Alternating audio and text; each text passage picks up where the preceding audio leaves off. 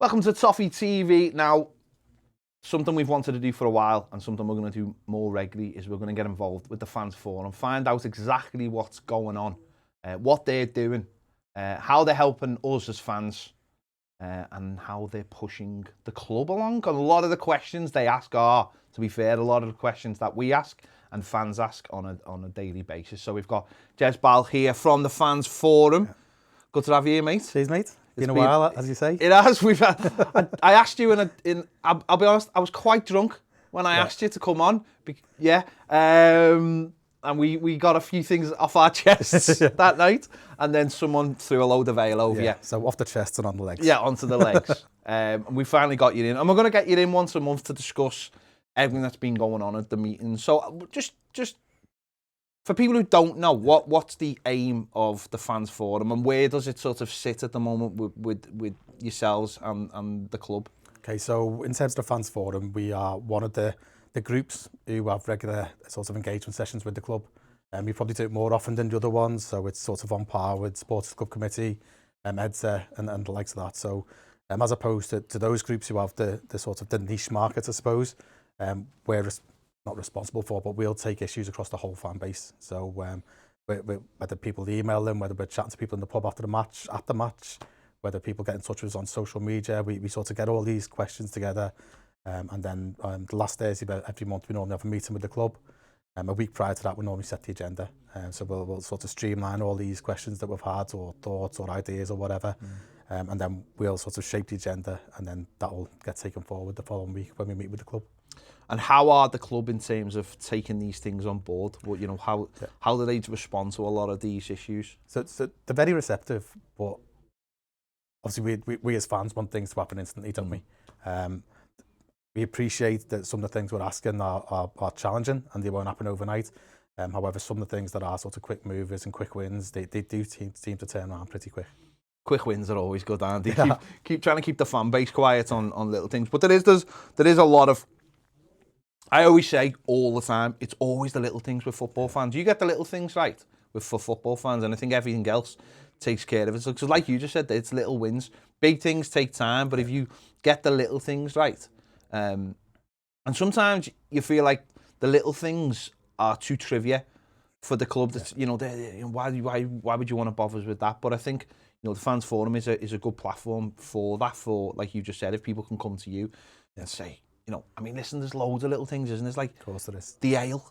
Yeah. Like things like that. Like that will always be a starting point. Will it? The ale in the ground. Why can't we have this ale or that ale and stuff like that? I mean, I'm sure that one's come up. It has, yeah. And so within the forum itself, as well as our monthly meetings, we'll also have sorts of project groups. So we've recently set one up for the stadium. Like last year, we had one for catering. That's sort of now part of the matchday experience one. So a lot of the questions about ale will be tackled by David through that, and they've got a meeting coming up with Sodexo soon as well. But there's a lot of sort of intricacies that you're not necessarily aware of until you approach Sodexo with these questions. You know what I mean? Yeah. So just before lockdown, we actually made quite a bit of progress in terms of like food for people with dietary requirements, whether that's gluten-free, vegan, etc. And that all started to get introduced. It's almost starting from scratch again now, isn't it? We're post-COVID. Petrol shortages, lorry driver shortages, and I mean, there's lots of moving parts at the moment, but yeah, we'll certainly be pushing that one with the ale as well. No, I don't even drink in the ground, but I'm a great advocate of, if people have got money to spend, the club should be trying everything they can to spend it with them and not spend it, somewhere else, and I think you have talked before about like getting in for early bird specials and things like this. One thing I want you to ask them while I've got you here, and this is that, right? Tell them to start putting games on or something on the tellies before the game. And again, this might sound stupid, but the last home game, I think I got in the ground early-ish because we'd had a few, not problems with the tickets, but you're trying to get you in and everything with COVID and everything. And obviously there's no phone signal. Goodison now is a dead zone to phones, and you don't know what's going on in the earlier game or whatever, or Sarah on the pitch talking to that's something you need to sort out. No, it is, and do you know what? I'm not up to speed on licensing issues, but it happened during COVID, didn't it? Yeah. With the reduced fan matches, where 2,000 fans were in there an hour and a half, 2 hours before kick-off, and they were showing the early matches. So it's something we'll keep pushing, even if it's reruns of, you know what I mean, previous fixtures against that team, you know what I mean? It's even just if it's like the atmosphere going. Like the team news. Yeah. Like the team news on the screens downstairs. Like you go upstairs, you can get it on the big screens, and they keep on just showing these like just nothing on the screens. I don't quite understand that. You want to try and get people into the ground. You want them to drink your drinks. You want them to eat your food. But you're expecting them to literally stand up for an hour and have nothing on the tech. And again, as I said, that might be such a little thing for people, but we're all football fans. If there's a game on it at R12, I think it might have been might have been the Villa game, our last game, and that against Man United. Sorry, and you're thinking I could be standing here watching it. Because otherwise, you'd be in the pub watching it, and Everton are not getting your money. Yeah. And ultimately, that's the top and bottom of things, isn't it? I mean, that someone go, well, what do you want? Yeah, well, I could have been in the pub watching a game of footy, drinking ale. That might have even been cheaper. So get on that for me. Talking of stadiums, Bramley Moor Dock. Yeah. Obviously, we've seen loads of videos and stuff. Evan put a really good video out last week, actually, with the drone footage. You've been talking about that. What's the situation with that? So obviously they've recently just changed stages, haven't they? So they're now on the sort of the dock infill process. That's sort of expected to take 3 or 4 months. Now we're being pushed, and a lot of fans have been mentioning about this website and the time lapse, etc. The website URL is out there now. It's evertonstadium.com. However, the website's not live yet.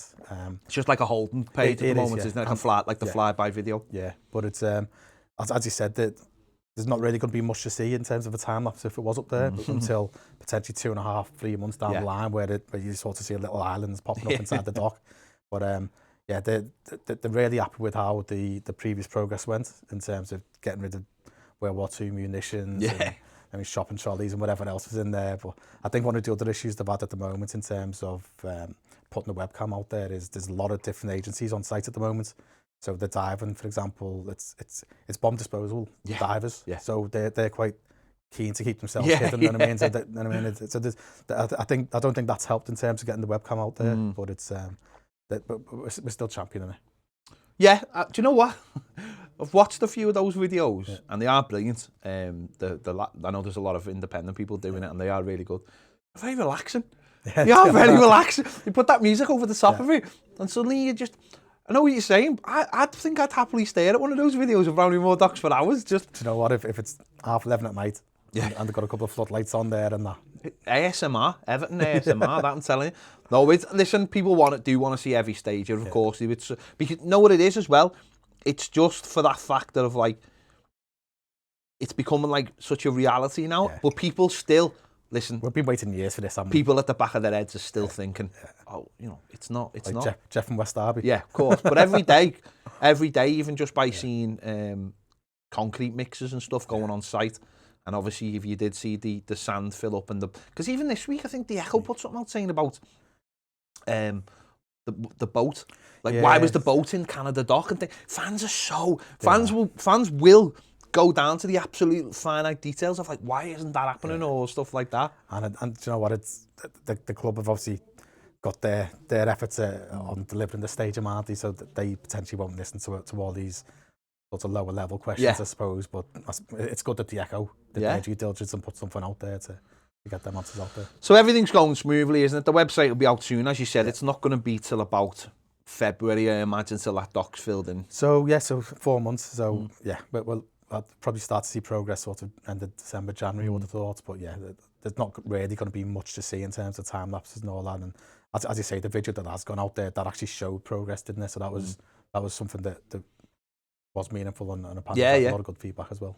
Yeah, because obviously if you put something out over a 6 week, 7 week, 8 week period, you're going to see things have happened on site, even though people might look at it now and go, well, actually, it looks like a building site. Yeah, it's supposed to look like a building site.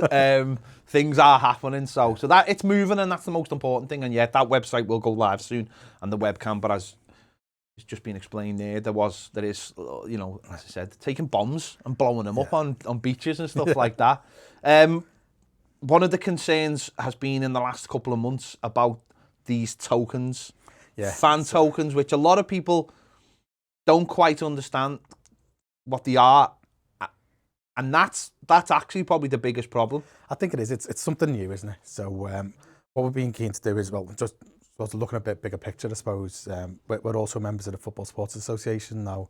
There's been that sort of the next level up from us, I suppose. So all Premier League football clubs are within the network, and there's a lot of chat there in terms of socios, and obviously a lot of feedback that's come on the back of the West Ham fans, best part of it 18 months ago. What we're being keen to do as the forum is do our full due diligence, I suppose. So we've mentioned it for 3 previous meetings, the normal monthly meetings with the club. We've had separate meetings after that. We've actually met with the CEO of Socios, Alex Dreyfus. That generated more questions, which were thrown back to the club, and now that's sat with partnerships. So there's still a lot going on behind the scenes, if you see what I mean. We just want to make sure that we are making an informed decision instead of potentially looking at what other fans have turned around in the past and said, and just turned around and said, no, we don't want it, blah, blah, blah. Ultimately, it is a partnership. So it's in place now. They've obviously done the first poll, and things Andros Townsend took over the club Instagram or what have you. Yeah, because West Ham's fans, they basically came out about 18 months ago and said, we're being told to buy these tokens, and therefore then we can have an effect on who the player of the year is and things like that. And obviously a lot of them were really unhappy because you're saying, the player of the year will be decided by someone who buys these coins. And to be fair, I think that's scandalous personally. I think that's a scandalous approach to do things. I think probably we were all offered a free coin. I just had no interest in it, because I've no interest in like Bitcoin or anything like that. I understand the concept, but I've hardly got enough money in my pocket, never mind having enough Bitcoin on my computer. So when this came up, it is a very new thing, and the likes of Inter Milan have just got it as their main sponsor, and it's become a big flashy thing very, very quickly. And when that happens, I think fans are entitled to feel not only confused about it, but also feel, hang on, what's this? Because when things just pop up very, very quickly, and another one I go back to was the Football Index, which came, crashed and burned. And that was regulated. Yeah. You know what I mean? So a lot of people have turned around saying about Socios, but it's not regulated in the UK. It's not, but being regulated isn't a guarantee either. Yeah. As you say there with the Football Index, but it's interesting, isn't it? I did cash in my token. Okay. You know what I mean? Purely so that would you? Yeah, due diligence in it. Let's see how it works. Fair play, now, when we've gone back to the club and we've turned around, and I don't think terminology helps to the start. In the UK, fan engagement means something different than what it means in other countries. But the way we would explain it initially was that Socios have come in, they've bought a partnership at a certain level. So the things that come with that partnership, whether that's access to players, whether that's box for a match, whether that's whatever else, they're the kinds of things that they're going to be offering to the people who do the tokens, take part in the votes, etc. So there's that in terms of fan engagement, it's not what Chris team and the fan engagement team do as a sort of as a day-to-day job, which is like liaising with us, liaising with individual fans, sports club committee heads, blah blah blah. It's more about non-meaningful decisions, I suppose. But if you say it's non-meaningful, it's meaningless, and then a partner doesn't want to be classed as being meaningless. Yeah, so of course. There's lots. They're paying money for something, aren't they? Exactly. And do you know what? This one of the companies who's done really well out of COVID. A lot of companies haven't, especially the football teams. They've had to pay more in TV revenue, etc. They're paying back to the contracts, what have you. But if somebody's turned around now and saying, well, do you know what? We'll give you some money, and we'll offer our partnership rights forward, and we'll class it as engagement. I mean, you can see why it sounds attracted to the club, and it's not just our club. Yeah, of course. There's another Ford. It's through Europe. It's multi-sport. It's everything, isn't it? Yeah, I'm not sitting here fuming at the football club. The football club will see an opportunity. And as I said, if a club like Inter Milan have got it as their club sponsored, and other clubs have got it as, ultimately it's a new market. Yeah. And if you can get, if you're, it's like you go back 10 years or maybe more, and you look at like Manchester United, and you look at official tyre sponsor and official this and official that and official that, and Everton maybe had like 2 or 3. And in the last few years, they've started opening that up to have all those things. We've now got an official tyre and all these kind of things. You're basically creating markets to just bring in money. And the more successful you are, and the markets that you're sort of exposing yourself in, it's got to be beneficial, hasn't it? Of course, but I think what has to happen, like you're saying there, is there has to be this investigation into what is it? Yeah. Because I think that's the most important thing, is that what is this thing? And, do the club need to run it by people first just to explain it? Or do they need to do... Because, the next thing we're going to talk about is club communication. Yeah. I think this is a real big part of this. It's that if something happens like this and it has Everton's name on it, I think personally, Everton should be putting something out to explain something like this. Even if they came to us and said, right, we just got this new partner, do you want to sit down with the boss and have a chat with them and see, or have a chat with our guy who's negotiated this, so people can understand? Because that's all it is, isn't it? When it's something new, and to be fair to the club, they push something out, but again, it's new to everyone, and a lot of people weren't up to speed on it. And do you know what? I've done a lot of digging into it, and I'm still nowhere near up to speed. But I suppose there's a fine line, isn't it, between partnerships and what the club talk about? Because you know, you can also argue that they're in different pillars, aren't they? Within the club, they've got engagement, communications, media, and in one column, you've got partnerships, which is another one, isn't it? So the cross talking there as well. Tell me about it. No, I mean, because ultimately, I think the question would be I think so many tokens came out in the end, they were all bought up within our, but I don't know what that means. And I still don't know what that means. And I don't know where those tokens are going to go. And I don't know what you're going to get out those tokens. I don't know who bought those tokens. And I think that's where people just go, is this a scam? And I'm not saying it is a scam, by the way.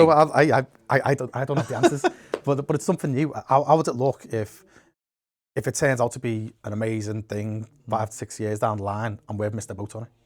And I mean, I've got no doubt that me and you... You're all right, you've got your coin. Well, it's a free one, I can't sell it. All I can do is do the votes that get offered. But I think one of the concerns people raised was if they're open for everyone to buy, there's potential that they can influence votes and whatever else. And certainly in terms of the one poll they have done, the club put 4 names forward. So it's choose one of these 4. Yeah. So it's not like pick who you want to take over the count for the day, and you can turn around and say, I want Jimmy Martin. You know what I mean? It's a controlled environment, I suppose. I suppose from the club's point of view and from associates, there's 2 different markets, isn't it? There's the fee token, like you just said, which is the vote, and then there's the genuine, whatever that real hard line monetary thing is. Almost the trading element. Where the people who understand it will take advantage of that. And but I think it comes back to that thing of just explaining it to people and saying, these are the benefits of having this thing. Because when that coin dropped, it was like, I had no idea how that would benefit me. Yeah. And unfortunately, with a lot of these schemes, you find that there is a negative connotation to them, because it is, like, you hear about Bitcoin every day, and it's like, I understand the premise, but it's like, if Elon Musk decides to, drive his car, in the wrong gear, the price of it will go down. Do you know what I mean? It's just. I think he did the Tesla one, didn't he? Say we're not taking Bitcoin for Tesla anymore or something, and then that bombed. Yeah, it's like, so I don't generally get involved in things I don't understand, which means I don't generally get involved in a lot of things. But it's like, you just get some messaging out there, the right messaging. And again, I think that comes to talking about with, like, obviously with you guys, but then speaking to us as well. And that's where, like, club communication. You've been speaking to the club about that as well, or speaking within the forum about that, because we find it the most annoying thing, because for us, obviously, club communication for us is the most important thing. What they've got to say and how then we obviously relay that through our shows or our news, or them wanting us to relay stuff for them. It's got to get better. It's not, and that this goes back to certainly the last thing. It's not good enough, and all the little things just don't seem to get communicated well enough. And it's fair, you know what I mean? But what can we do? We can carry on beating the drum, can't we? And turn around and say, these are the questions we want answering. So what have you been talking about? How have you been talking about that at a forum level? So this in terms of the last meeting. So obviously let's rewind to pre-season. Nobody wanted Rafa.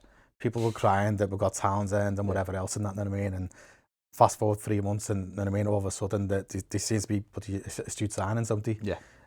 But one of of late, a few fans have got in touch with us saying, we want to understand more. We want to hear from Marcel Brands, for example. Yeah. So one of the things that we said to the club at the last meeting was a shareholder at the general meeting.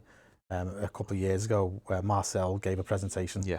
And he basically explained his thought process and having 2 players for each position and blah, blah, blah. So we turned around and said, well, something like that would be great to send out to the fan base. Now, they haven't committed to that, but they've said that the current planning for the general meeting is for it to be similar style, similar timeline, etc. So if that presentation is part of the general meeting, they will then commit to pushing that out to the fan base as well, as opposed to people potentially reading about it on Dutch websites or Dutch newspapers. Yeah. No, it is a big thing because like we always talk about Marcel Brands, how he will speak to a journalist in Holland. You know, the latest one was Donny van der Beek, and the club can't seem to get him to do an interview, and it drives you mad. It drives you mad because I think what the club don't seem to understand is, or do understand but shy away from it, is how much information we absorb as fans and how much information we want. So, you know, whether that's just keeping us up to date with the players who were injured or you know, letting us know what Marcel Brands sort of is looking at in terms of a general scale, or you know, not doesn't have to go into details of who the club, because you can tell a journalist in Holland that you wanted a player, but you can't always relate that to the official channels. We understand that, we know that, and but the minute you mention a player's name, the value goes up. Exactly, you know what I mean? So, and it's almost, you can almost deny that as well. It's I didn't say that, I hinted at it, but didn't actually say it. I think in terms of stuff like that, the club have to understand. And I will give you something we were talking about this week as well. So the beginning of the week, they did the 5K, if you know your history, 5K. Still feeling it in my legs now. Yeah, I've done it the last couple of years. I've never done it this year. But I think the club really underplayed that massively in terms of communication. And I know a lot of people say, well, you know, it was there. But I just feel like if you've got an international weekend and you've got an event that surrounds Everton, I just think other clubs in this city would be almost demanding you to do it and saying, no, if you get down there and you do it, there'll be this player, that player, this ex-player. I know Marcel Brands did do it the first year.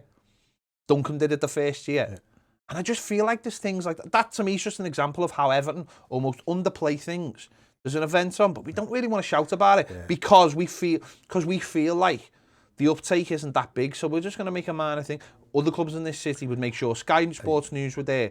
Someone else would, you know, international broadcasters are there. They were getting interviews with, if not the manager, but people in around the hierarchy of the club, and would push their brand and say, this is what we're doing. And also what we're doing here today is we've got a drive for, TKMS. you know, and, you know, Gary Stevens' story and all these things. And it's so annoying. Because it is such a good cause and it is for Everton and the community. And it just feels at times it's just like, no, we'll downplay this. And I don't know why they do that. Do you know, I'm prepared to give the club the benefit of the doubt on this.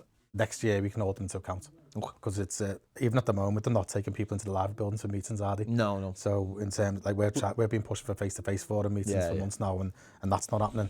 So I can appreciate why they potentially haven't turned around saying there will be a player there if the players are in bubbles. Well, maybe not a player, but you know, I think Graham Sharp was there, wasn't he? Big Nev was. Yeah. Well, Big Nev. He obviously wasn't running it. But there was definitely wasn't running it. But there was no one announced that Nev was going to be there. So no one said Neville Southall is going to be at this event. So why did he not confirm till the morning before or the day before? Why aren't you telling people that probably the greatest ever player to play for Everton, you know, pound for pound, is there, and you're not telling people these things? That's what drives me mad. I'm not listening to other people. I understand the COVID situation and everything, but they're the things that drive me mental. Is that you have got Neville Southall there. People will want to meet him. You know, why aren't we shouting from the rooftop? I just think that's fair, mate. The club I just think we have such a mad fan base, and this will move on to the next thing. And we have such a mad fan base, and a lot of our fan base just will moan all week, but when it comes to Saturday or Sunday, they're there, and they will help out, and they will do things, and they will. That's why Everton community is such a big thing, because if we didn't have fans who pushed it forward, it wouldn't go anywhere. It's such a, you know, the club use it as well as a way for them to, you know, push their own brand. I just think there's events that. And I just feel like that there's opportunities out there. But let's talk about like the home and away tickets have been a big thing. Yeah. So we'll start with the home ones. So Go on. obviously the resale platform is the big one that got brought in this year. It's brilliant, by the way. It's so to be honest, we've had a lot of people complained about StubHub to us. Yeah. Because people aren't going to tell you things work well, are they? So people, if people fans were getting tickets at 10, 15 quid, they're not going to say that to anyone, are they? It's only when people profiteer out of it and potentially sell four tickets and that pays for the season ticket. So we were pushing for an in-house platform for a while, and we're glad it's there. There's obviously a few teething problems. Yeah. I think one of them is the sort of the push notifications, if you like. So once you've listed it and it's been sold, everyone should be sort of all informed. The seller knows, the buyer knows. I think there's been a bit of a manual process at the moment, so that the seller is aware that it has been sold. Okay. They're hoping to have that resolved by sort of November. And we've been pushing for the families and friends piece. Now, at the moment, personally, I went for a physical card because I work away quite a bit, and I'd rather just give it to my mate to go. Now, if there's an option for the friends and family, then potentially I would have got the digital one, and then my mate can use it that way. So we've been pushing that hard, and as you say, there's other clubs in the city who do that. I thought when I went for a digital card, because I paid extra, I thought I'd have both. Yeah. Because to me, if you're paying extra for a card, why can't I have the digital copy as well of it? So I found that a little bit strange that I didn't get the option. I didn't get both. Yeah. For that reason as well. So that if I did, like my sister sits next to me. She has to be very careful. Yeah. She's had a brain tumour. She has to be very careful about going to the match. I think she's only been to one game so far this season, and I think she got a little bit spooked by being there. So she will sell her ticket on. Yeah. But if she wants, obviously, if she has a card, but there's a circumstance straight away where she can pass that card if she needs to, but she can put on the resale. And there's going to be other people at the moment because of COVID who are very, very wary of going the game, and especially because a 12-month sabbatical wasn't on the cards. That was one of the things that we mentioned. But do you know what? We are where we are, aren't we? I think there's builds that are planned for it, so that the friends and family option will hopefully be coming online soon. In terms of concessions, because at the moment, if you're buying it, you have to pay an adult fare, so an adult walk-up price. They're hoping for that to be resolved sort of early 2022. There's a lot of sort of moving parts, and we're continually raising these points to the club that say, do this, do that, do that, and hopefully by the end of the season we can potentially get to a better place. I do give the club the benefit of the doubt on this one because of course we are just coming out of COVID. You know, they only got back into the live buildings, I think, the first week of the season. You know, a lot of those face-to-face meetings where things generally happen, and you know, people working from home and stuff like that. It can be, you don't always get the point across. I see that from my missus banging her head against the table every single day. And she's, you know, my missus said to me yesterday, she had a meeting at 9 o'clock in the morning, and then she had another 4 meetings, and by the time she got to bed, she'd forgotten what happened in the 9 o'clock meeting, because it's just so relentless at the moment. So I can appreciate that. And obviously changing over as well, doing the new tickets issue. It'll get there. And going back to what you were saying before as well about StubHub, I agree with you in a way. There was a lot of good stuff about StubHub in terms with the cheap tickets, but the fact that they'd never put a cap on the top tickets always was the thing. And both people pay the fee. Yeah. And now nobody pays a fee. Yeah. You know what I mean? So you can't profiteer because you're only going to make your pro rata money back. So hopefully that I don't know, that might have resulted with fans getting rid of tickets. Yeah. If they did have multiple ones to make money out of. But so obviously that, you know, I think that's less of a problem at the moment, the home tickets. The away tickets are probably the biggest. If I go on social media, they probably are the biggest issue amongst fans. Of course, we have a brilliant away following. Yeah. You know, 3,000 a lot of places. We sell out no matter how. Yeah, we sell out whatever it is. But that brings its own problems. It's you know, that brings obviously the fact that people can't seemingly get on the ladder now, and it's becoming such an issue of people. And listen, the people who go to the match every week, the away matches, and have seen us win, you know, a couple of years ago, 2 or 3 games. They still going every week, and you can't get away from that. It's really such a difficult situation. And you know what? We're not getting involved with the allocation process at Yeah. all. What we're sort of trying to do is make it easier for fans to buy these away tickets. So at the moment, it's a 10 o'clock opening of the window, and that's whether it's walk-up, telephone, or online sales. We've sort of expressed the opinion that a lot of people work, like sort of routine business hours. The 10 o'clock's not ideal. So can we move back to 8 o'clock? Now the club have turned around and said they're going to do their due diligence on it.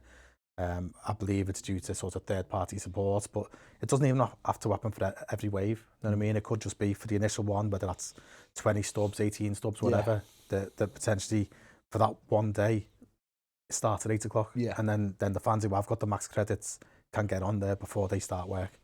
So that's sort of one of the areas that we've been pushing for. We've also suggested a few other ideas. So the supporters clubs, for example, when they buy them for their members who have got enough credits and whatever else, they can sort of apply for that in advance of the window opening. Now they're not jumping the queue because their members already have the right amount of credits. You know what I mean? So it's just a case of if that's going to be the case and it's 16 stubs for this first initial wave, would there be an opportunity for fans who travel independently or who aren't part of supporters clubs to sort of express that intent as well the day before the window opens? And it's just a pre-sale. Yeah, exactly. If it's going to be a 10 o'clock window, look at the pre-sale. If it's going to go to the 8 o'clock window, potentially you don't have to. It's just about it's about representing everyone, isn't it? So there's people who travel as form groups, whether that's supporters clubs, families, whatever else, and there's also individuals who travel as well. I think from the away tickets, I think we've seen obviously we're going to start going to digital everywhere. Away grounds are going to go to digital, and I think that is going to solve my biggest problem with away tickets is hoarding. That's the biggest problem, and I've said it before and I'll say it again. That's the problem that needs to be sorted out. It's fans buying credits and then selling them to other people, and I think that is the thing that needs to be addressed. And for that to be addressed, I'd argue that has to be a cross-group process. So not just a forum. Obviously accessible tickets through the Sports Club Committee. There's a lot of groups who have a vested interest within that process. So if anything is going to change, that I'm not going to turn around as chair of the forum and say, we're going to change it. Is like the such a hot topic because that away support is it's amazing. But it also feels like a different thing at times. It feels like its own entity at times, and it is hard because it's so tribal. The away thing, and I do try and stay away from it a lot of the time because I don't go to a lot of away games. But that's because it's impossible to get on the ladder. So, but it is that hoarding because people then go, well, I'll get a ticket off so and so, and then that has to be the. I think that the fair part of the process at the moment is the reward for going to away games or buying away tickets is the credit. Absolutely, and that's one thing that has to stay.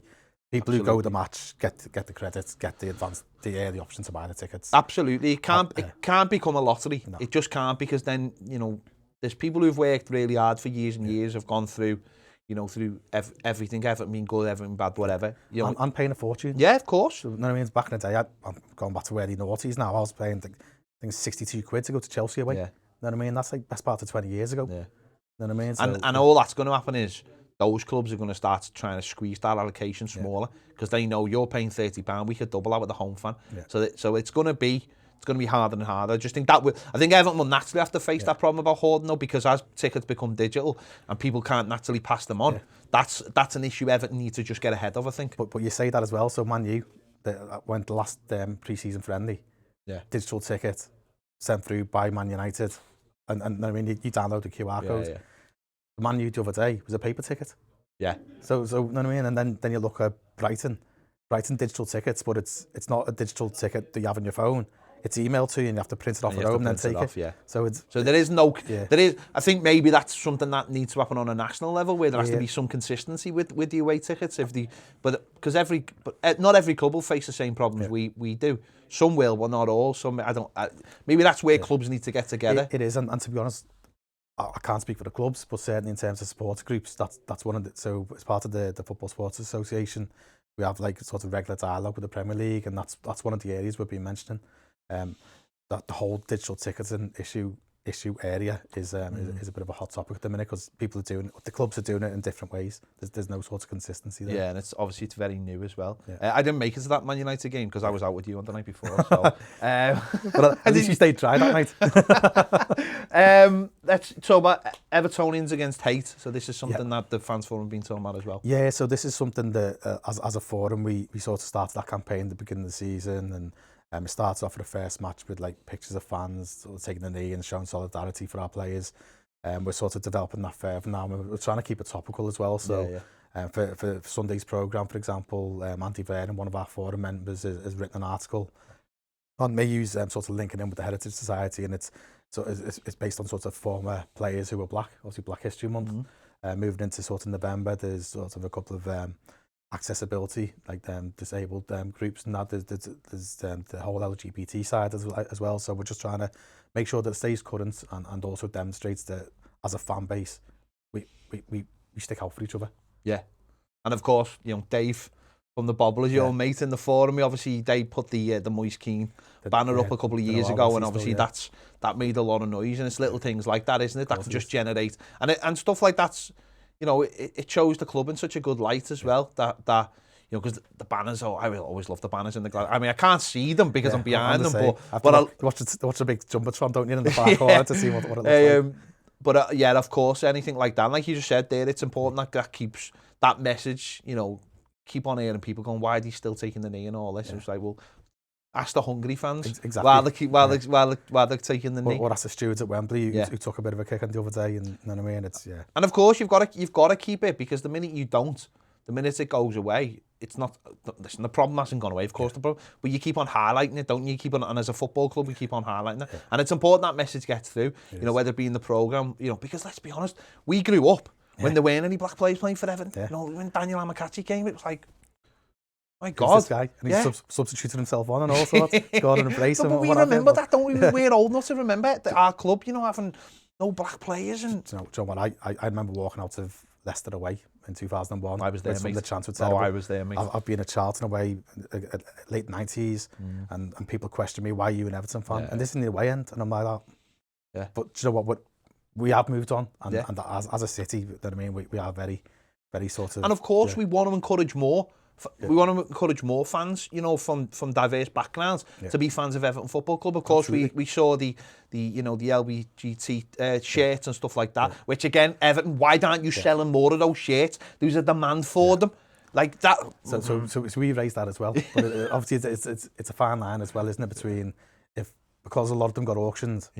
Or some of them ended up on eBay as well, though. But the signed ones that got auctioned, the people paying a fortune for that.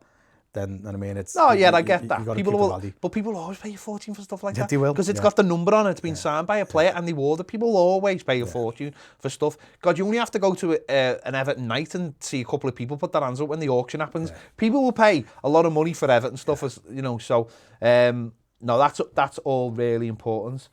Finally, Everton Giants. You've been discussing with the club about the process. Obviously, we're coming into the last 2 or 3 years of Goodison Park, and obviously anyone, you know, who walks down Goodison Road will see the Everton Giants plaques and stuff like that. So what's the situation with that? So again, this came through Twitter, where we got tagged in a comment, and basically with the Hall of Fame, like a player gets inducted every year. But we're turning around and say there's an opportunity now, because we had the Millennium Giants. Let's do the Goodison Giants. It's the last few years. We've got an opportunity now to sort of permanently recognise a group of players before we move home. So the club have turned around saying that it's something that they're working on. They're gonna bring us into the process, so we're up to speed on how it happens. And then if there's an opportunity then to push out to the fan base, so that fans can suggest names and the likes, then at least that's something else that we can take forward as well. Fantastic, because we all love recognising our players. We make a big deal of it. That'll be an interesting one, because we've all got our favourites, and obviously. And from a personal stance, it'd be nice to see some of the more recent players.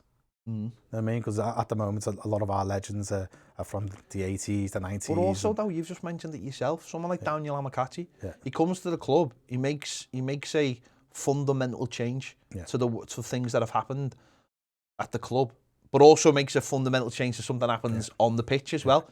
And it it could, there's a possibility there to tie two things together. Absolutely. What did this person do for our football club in terms of moving it on? Yeah, and also I know might never make the yearly Hall of Fame nominee, but if there's an opportunity for the next 3 seasons of getting 5 or 6 into these Goodison Giants, then he may well do. Yeah. Interesting. I'm sure people will have their favourites. So if you want to hear more of what's going on in the Fans Forum, make sure to check out the Fans Forum podcast as well, which you can find in all the podcasting places. All the usual places. All the usual places. Make sure to check out that. We're going to have Jez or Dave or whoever on once a month to discuss everything they've been talking about, so make sure you check that out. It's been great, loads of different stuff, loads of different topics. These are the things that people want to talk about. So absolutely, and if anybody does have any ideas, we've got a section on the club website. It's got our email addresses on there. We're on the 3 main social channels, so your Facebook, Twitter, and Insta as well. So it's we'll have a link in the description to their Twitter. You can just batter them or anything. The ale, because I'm still getting grief now when I applied to join the forum. All the lads like that. Get us at Goodison, and it's only in the lounges, but at least it is in Goodison. Well, I tell you what, the next one you might want to deal with is I think could be an interesting topic, is the safe standing. So just on that really Go quickly. on. So we obviously the deadline's gone now, but the deadline was after our last meeting. Yeah. So I think 5 or 6 clubs have opted for the rail seating, haven't they? As opposed to the safe standing, sort of. Fine sort of margins there, but Everton have basically said that there's going to be no submission for Goodison because it's part of the planning process for Bramley-Moore. Leave it at that, mate. You sound of fixing all the lounges, aren't you? Yeah, give all the lounges, brand new lounges. What about the? I didn't bring them Guinness. They already had it. No, I'm just saying. That's my get out. They gutted all the lounges and they put all nice new lounges in. But you know, and I don't sit in the lounges. No, he doesn't. He sits with Bill. That's me. There you go. Big thanks for joining us. Make sure to give this video a like. Subscribe. If you want more great videos, check us out over on Patreon. The link is in the description. And if you want more on the Fans Forum, there'll be a link in the description as well. See you later.